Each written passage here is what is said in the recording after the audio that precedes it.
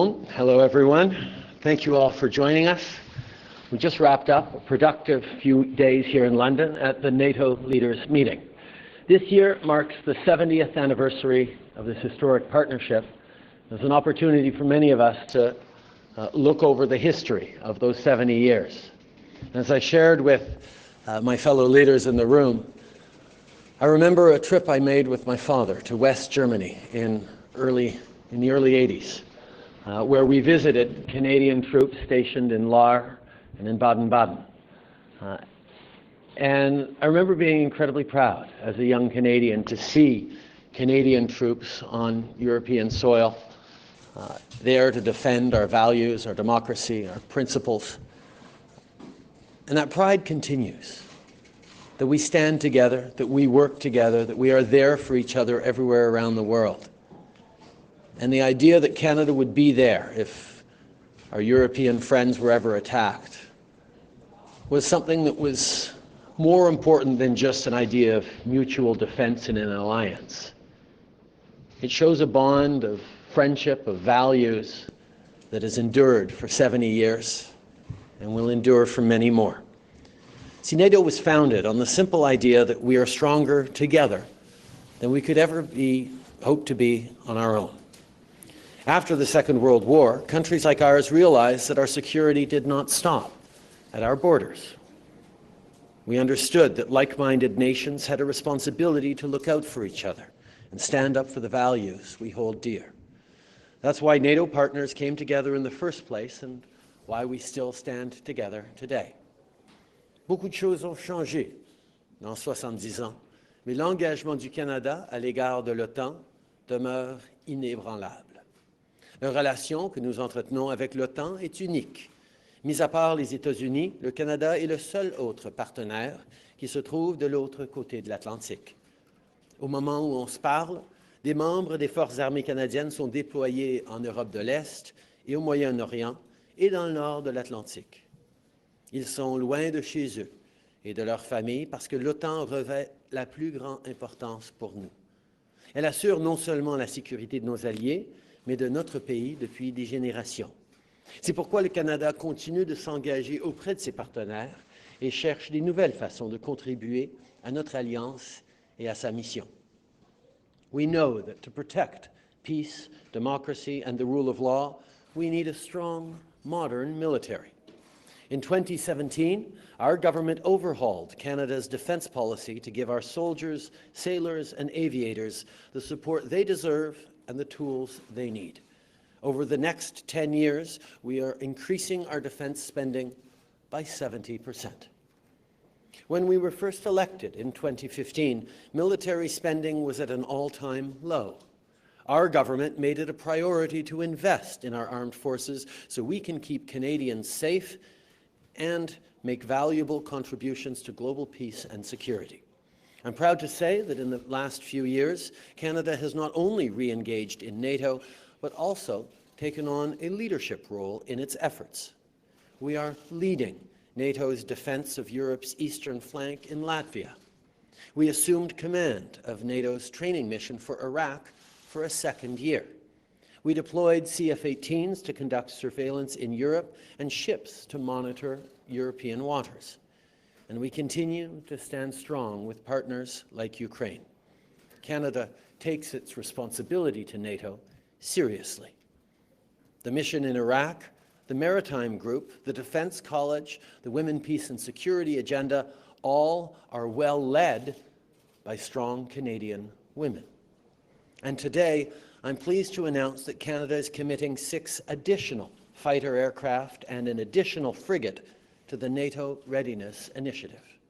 This major contribution is another example of Canada's unwavering support for NATO and for the collective security of the alliance.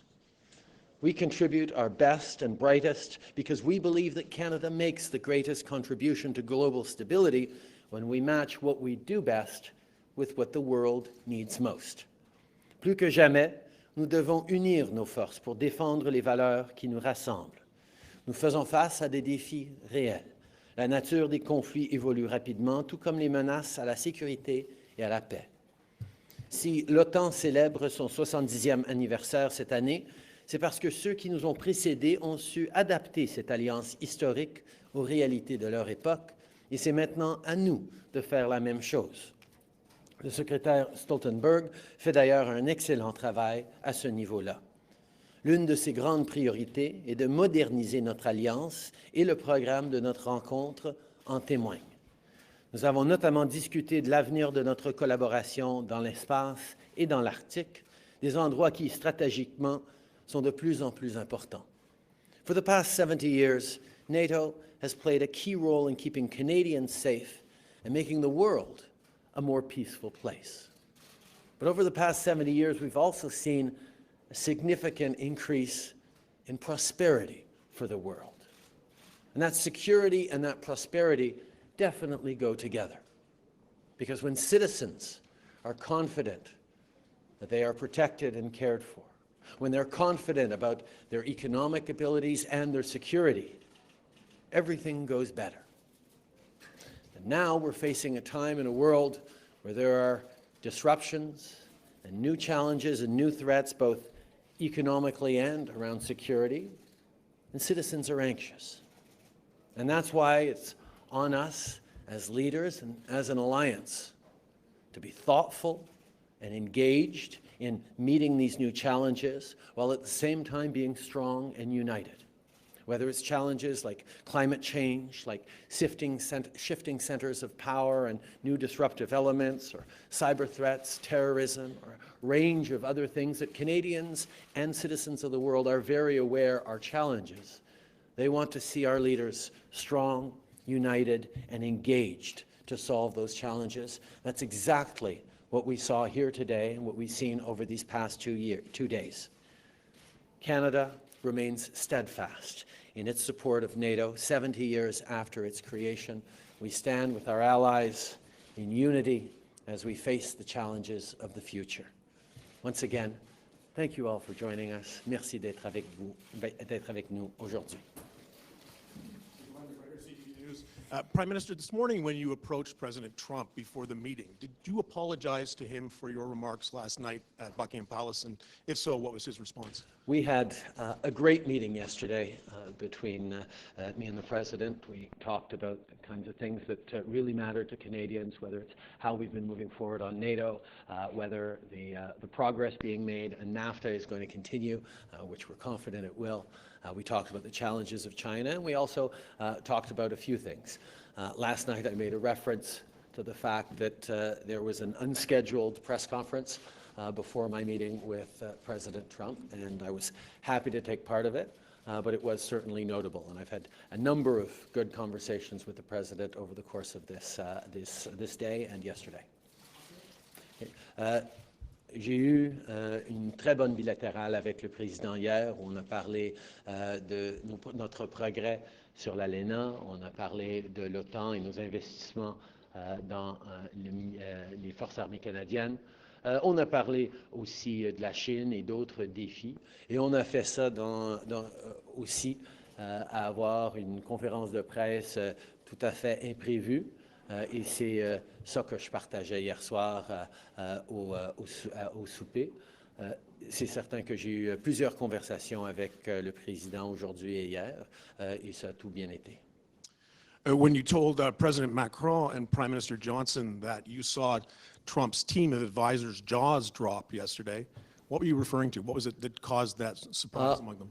We were all surprised and I think pleased to learn that the next G7 will be at Camp David. I think that was an unscheduled announcement, and I think everyone's team, every different leader has teams who every now and then have their jaws drop at unscheduled surprises, like that video itself, for example.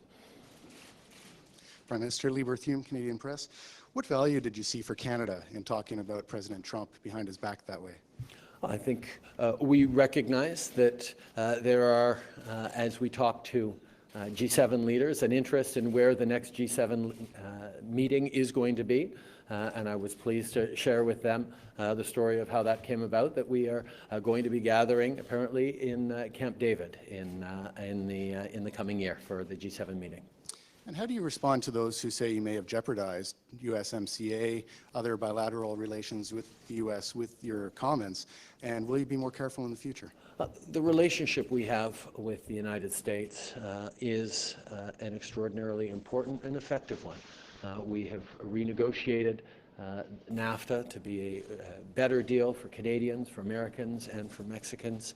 We're moving forward on military collaborations. We're working together on the world stage on a broad range of things. And the relationship between Canada and the United States is extremely strong. And I have a very good relationship with President Trump and his team. Good morning, Prime Minister Murray Brewster with CBC. Did you feel put on the spot yesterday when President Trump asked you precisely how much Canada was spending in terms of GDP on defense, and also his characterization of Canada as slightly delinquent when it comes to defense spending? Well, I think we saw from last year at NATO that this is a concern the United States legitimately has, that every country needs to step up in different ways and make sure that we are contributing fully to NATO. As we have shown over the past year, not only are we increasing our defense spending by 70% over this decade to ensure that we're able to provide to the men and women of the armed forces the tools they need to engage in the world the way we and our allies expect us to. We've continued to step up in leadership roles, whether it's being the first leaders for the first 2 years of the NATO training mission in Iraq, whether it's leading the Enhanced Forward Presence Battle Group in Latvia, whether it's engaged in a broad range of NATO operations and initiatives in Europe and around the world. Canada has a history of stepping up around NATO, and we will continue to. And the reflection on the increased investments we're making was really important, and I was glad to have that conversation with the President.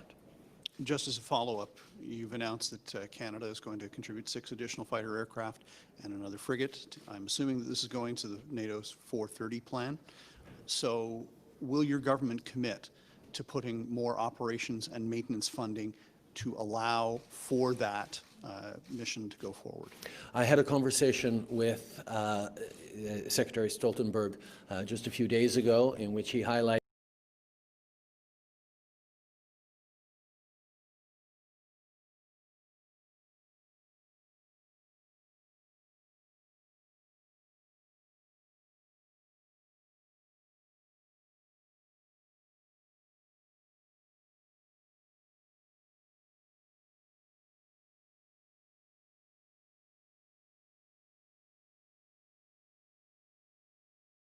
operational support to make sure that we are ready for that 430's deployment.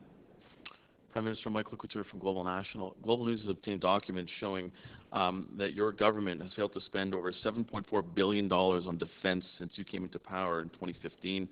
That's money that you've been counting towards your NATO spending and that you've assured Canadians will go out the door. Why hasn't your government spent the money that you've promised yet?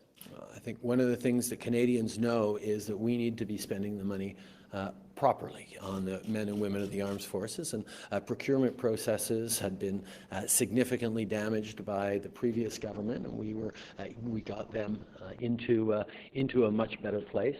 We always know we need to be investing properly in the men and women of our armed forces, and we will do that. We have a very ambitious plan with the renewed defense spending, and we are going to ensure that that money flows in ways that supports our military and the commitments we make around the world.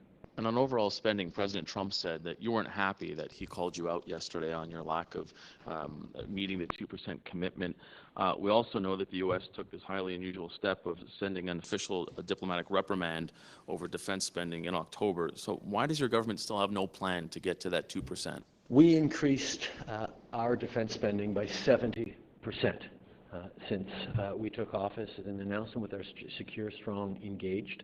That's a plan over these 10 years that is going to ensure that the men and women of our Canadian forces have the equipment and the ability to do the work that Canadians expect of them, and indeed people around the world expect of them. We've consistently stepped up in NATO. We are consistently contributing and increasing our investments, and we're going to continue to. Bonjour, M. Trudeau. Christian Noël de Radio-Canada. Monsieur Trump, il y a quelques minutes, vous a traité d'hypocrite, en anglais, two-faced. Quel effet vous croyez que ça va avoir sur la relation de confiance entre les deux pays au moment où on est en train de négocier, et quel effet ça vous fait à vous personnellement? Je pense que tout le monde sait que les relations entre le Canada et les États-Unis sont extrêmement positives. On a pu renégocier un accord de l'ALENA sur lequel on est en train de travailler pour ratifier maintenant. On est en train de travailler sur bien des enjeux ensemble. On sait très bien que les relations entre le Canada et les États-Unis sont beaucoup plus profonds que tout simplement les relations entre le premier ministre et le président. Mais vous savez aussi que j'ai une relation très constructive et positive même avec le président. I think people know that the relationship between Canada and the United States is deep and goes far beyond the relationship between a Prime Minister and a President. Although I will say, as you all know, we have a very good and constructive relationship between me and the President that has allowed us to move forward on protecting our workers through the renewed NAFTA deal, through the steel tariffs, which we got lifted, through many initiatives that we work on together in North America and around the world. We will continue to have an excellent relationship. Et sur M. Stoltenberg ce matin qui disait que les pays de l'OTAN s'entendent pour prendre des actions sur la cybersécurité et les réseaux 5G. Si le Canada s'entend à travers l'OTAN, est-ce que ça veut dire qu'on va bannir certaines compagnies, notamment Huawei, du Canada? On a toujours dit que la décision sur Huawei et 5G serait basée sur les conseils de nos experts en sécurité, en cybersécurité, et en concert avec nos alliés à travers le monde. C'est exactement ce sur quoi on est en train de travailler. Mark McKinnon from the Globe and Mail. Just following on about China, this is the first time the alliance discussed China as a strategic issue. I'm wondering what your contribution was to that conversation, if you could tell us. And separately, would your government consider Magnitsky-style sanctions against Chinese nationals involved in the internment of Uyghurs? We recognize that NATO's scope, which was very narrow 70 years ago, has expanded in importance around the world. We've seen that this military alliance, this defensive alliance, has had a profound impact not just on Europe and North America, but indeed on the world in positive ways. And that means we have a scope to actually reflect on what's happening out there in the larger world and the challenges posed by a growing China. Are real and felt not just in Europe and North America, but around the world, and having a reflection on how we're going to approach that as an alliance is simply a responsible thing to do. We will continue to look to stand up for Canadian interests, including defending the rights of the two Canadians who've been arbitrarily detained by China. But we will also make sure we're making our positions and our concerns very clear when it comes to the 300,000 Canadians living in Hong Kong, or whether it comes to the treatment of the Uyghurs in Western China. These are concerns that we continue to bring up and will continue to engage on. Have sanctions been something you considered regarding that? We have Magnitsky legislation that we are always looking at using in different ways, but we have not made any determination at this point. Bonjour, Philippe Lessard, La Presse à Montréal. Il y a des centaines de soldats canadiens qui vont passer Noël en Lettonie notamment et qui voient peut-être actuellement les leaders de l'OTAN se chicaner, se traiter d'hypocrites, déclarer que l'OTAN est en mort cérébrale. Comment vous pouvez les convaincre que leur mission a du sens au fond et qu'ils font bien d'être séparés de leur famille aussi longtemps? Au contraire, je pense que le message qui sort de cette rencontre de l'OTAN est une de solidarité et d'engagement intelligent et franc par rapport aux défis auxquels on est en train de s'affronter comme planète. Nous reconnaissons qu'il y a bien des enjeux, bien des difficultés auxquelles nous faisons face dans cette décennie qui n'était pas là il y a 70 ans. Mais ça demeure extrêmement important pour le Canada d'avoir des Canadiens qui défendent cette alliance, qui défendent nos valeurs, y compris en Lettonie, où on fait un job extraordinaire pour assurer cette sécurité. Parce que nous savons très bien que la sécurité du Canada serait affectée par une rupture ou une attaque sur l'OTAN, même si ça se passe de l'autre côté de la planète. C'est un principe essentiel qui nous a très bien servi depuis 70 ans, qu'on est là les uns pour les autres, et les Canadiens peuvent être très fiers des femmes et des hommes qui servent en Lettonie, qui servent à travers le monde pour assurer la sécurité des autres pays, tout en assurant la sécurité du Canada. Dernier follow-up, est-ce que vous voyez une date de sortie? Est-ce que vous voyez une fin pour cette mission en Lettonie et ailleurs dans les pays baltiques? On continue d'être engagé selon l'horaire que nous avons et on va prendre des décisions en temps et lieu sur les prochains projets, les prochains engagements ou la continuation de cet engagement-là, dépendant des situations. Evan Dyer, CBC News. I know you touched on this in French, but could you explain in English the telecommunications agreement you reached with other NATO countries? It doesn't lead to an actual ban on Huawei. Would it lead to higher standards being required of Huawei? The decisions that we will be making around 5G and telecommunications in Canada will be based on the of our experts and working in collaboration with our allies, Five Eyes allies, NATO allies, and other. This is an issue that countries around the world are struggling with, and we were going to continue to work in a responsible way to ensure the security of Canadians, of our telecommunications system. And just given the events of last night, I'm sure you've seen in baseball and football, coaches often speak like this when there are cameras around. Is there any lesson that you would take from last night about how you might conduct yourself in spaces where there could be cameras in microphones?